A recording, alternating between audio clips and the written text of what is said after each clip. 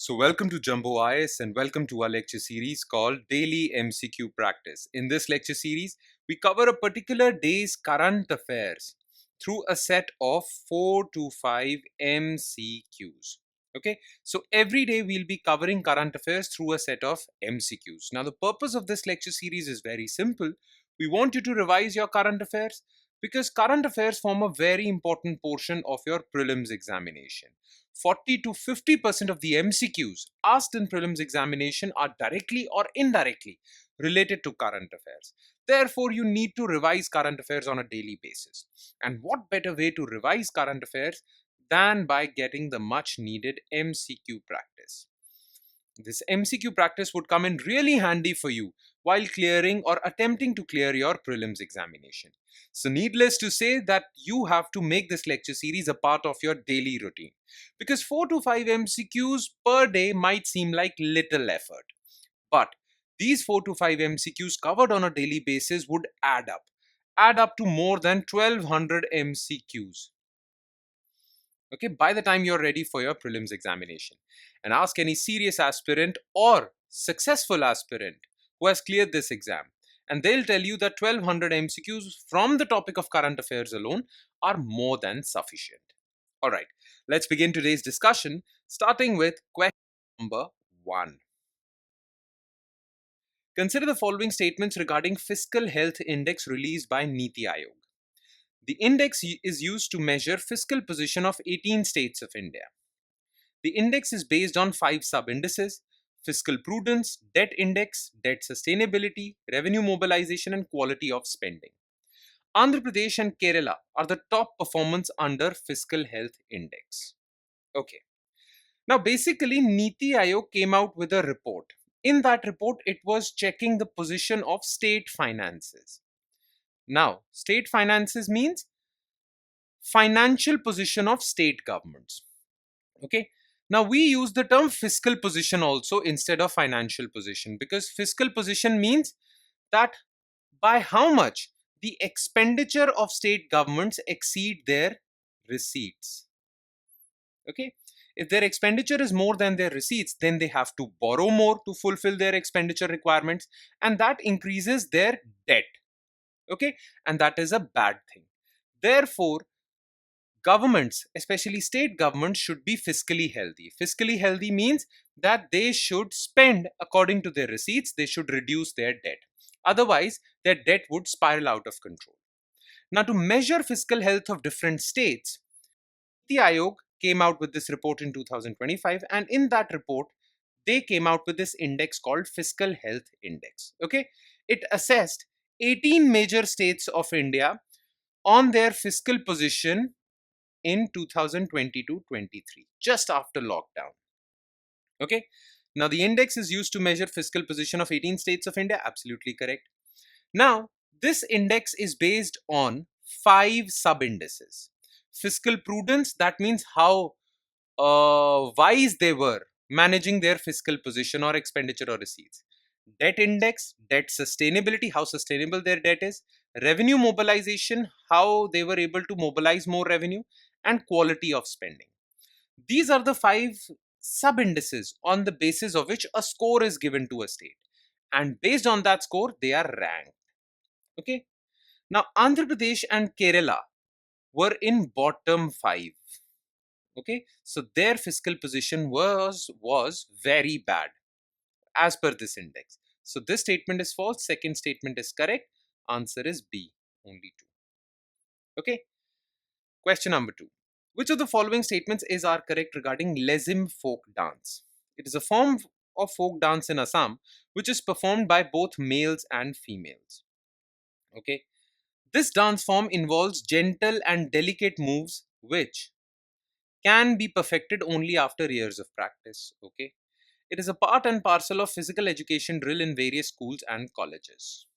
Okay. Now look, Lezim folk dance is a folk dance of Maharashtra. Okay, and it is an aggressive form of folk dance. That is why some people use this form of folk dance as dance and some people use it as a form of exercise. Okay, it has aggressive moves. It does not have gentle moves. It has aggressive moves. It has aggressive exercises. So in some schools and colleges of Maharashtra, it is used as physical education drills. By the way, this folk dance is performed at marriage ceremonies in Maharashtra, plus at various festivals like Ganesh Chaturthi festival. Okay, so it is not a form of folk dance in Assam. It is a form of folk dance in Maharashtra. And yes, it is performed by both males and females, but not in Assam, Maharashtra. Okay, this dance form involves gentle and delicate moves. Absolutely not. Okay, it is a part and parcel of physical education drill in various schools and colleges of Maharashtra. Yes. Okay, so the correct answer is okay, three only. Only three. C. Question 3. Which of the following statements is are correct regarding Chhatrapati Sambhaji Maharaj? He was a contemporary of Emperor Aurangzeb and defended many forts against the Mughal forces. He was the youngest son of Chhatrapati Shivaji Maharaj and came to power after a bloody succession battle with his half-brother Rajaram. He was captured and executed by Mughal Emperor Aurangzeb in 1689. Okay. So, as you know, both Chhatrapati Shivaji Maharaj and his son Sambhaji Maharaj fought against Mughal forces under Aurangzeb in the Deccan region. Deccan was the most volatile region during Aurangzeb's reign, and the Marathas were pivotal in creating that volatility. Okay, so after the death of Chhatrapati Shivaji Maharaj, Chhatrapati Sambhaji Maharaj took over. Okay, now he was a contemporary of Emperor Aurangzeb and fought many battles against Mughal forces under him. He defended many forts in Deccan region. So this part is correct. Now, he was the eldest son of Shivaji Maharaj. Okay, not youngest, eldest son.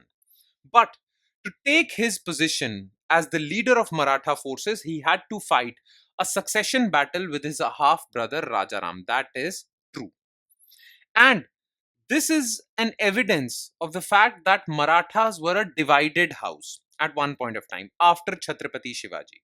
During Shivaji's time, Marathas were a united house, but after his death, well, some divisions started to appear. Some people sided with Rajaram, but Chhatrapati Sambhaji Maharaj was able to defeat them.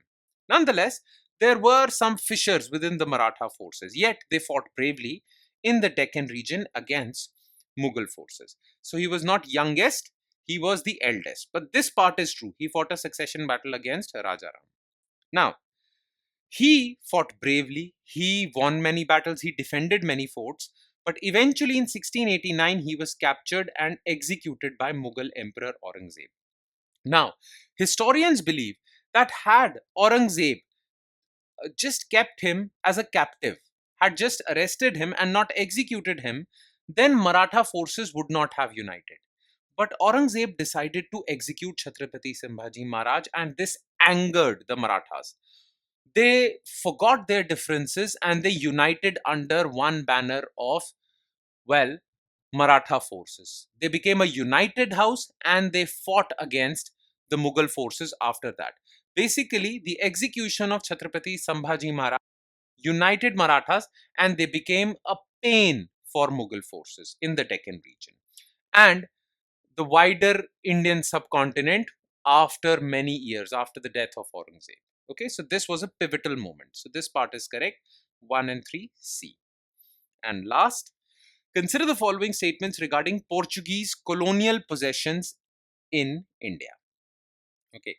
Goa became a Portuguese colony in 1510 after Admiral Afonso de Albuquerque defeated the forces of Sultan of Golconda. Okay. India used military force to free Portuguese colonial possessions in India in the year 1961. Daman, Diu, Dadar Nagar Haveli were part of Portuguese colonial possessions in India. Now look, the Portuguese came to India in the 16th century. Yes, they came even before that in the 15th century, end 15th century, but their political involvement in Indian subcontinent began in 16th century. Goa became a Portuguese colony in 1510, absolutely correct, when Admiral Afonso de Albuquerque defeated the forces of Sultan of Bijapur, the Adil Shahi dynasty. and took Goa from them. So this statement is false because it was not Sultan of Golconda, Sultan of Bijapur. Okay, Bijapur Sultanate. Now, after Goa, well, the Portuguese captured Daman and Diu. So they included Daman and Diu in their possessions. They had Dadar and Nagar Haveli also as a part of their territory in India. Okay. Now, their colonial rule over these territories of Goa, Dadar and Nagar Haveli, Daman and Diu went side by side. Their rule over these territories went side by side with the British rule. But India got independence from the British in 1947. Okay. And after that, India started demanding these regions, Daman, Dadar, Goa, from the Portuguese. India demanded that these regions be merged with India and these regions be declared independent. But Portugal refused. Okay. India tried all diplomatic routes in 1950s. In fact, in 1955 and 54, many satyagrahis tried non-violent means to free Goa from Portuguese rule. Okay, but these satyagrahis were shot at. Portuguese colonial masters used brutal means. Relations between Portugal and India then were permanently, or not permanently, were severely damaged. Okay, India tried all diplomatic routes, but nothing happened. So in 1961, Indian military took action. That action is called Operation Vijay. Indian military attacked Portuguese forces in Goa, Daman and Diu, Dadar and Nagar Haveli and defeated them. And these areas became independent on 19th December 1961. Okay. So India used military force. Absolutely correct. Daman, Diu, Dadar and Nagar Haveli were also part of Portuguese colonial possessions along with Goa. Yes. 2 and 3. The answer is B. All right. And with that, we conclude today's session. Thank you so much for watching, everyone. And I hope it has added value to your preparation. But it would add more value if you'll revise this lecture also. And by revision, I mean going through the detailed written explanations to all the MCQs discussed above. Now, those explanations can be found in our notes, and those notes are available on our Telegram channel as well as on our app and website. Okay, the name of the website is jumbois.com. All right, now where can you find our Telegram channel? Well, just below this video in the comment section, you will find a link. You just have to click on that link and it will take you to our Telegram channel from where you can download the notes for this lecture. Okay, all right. On that note, I'll be signing off. Thank you so much, everyone.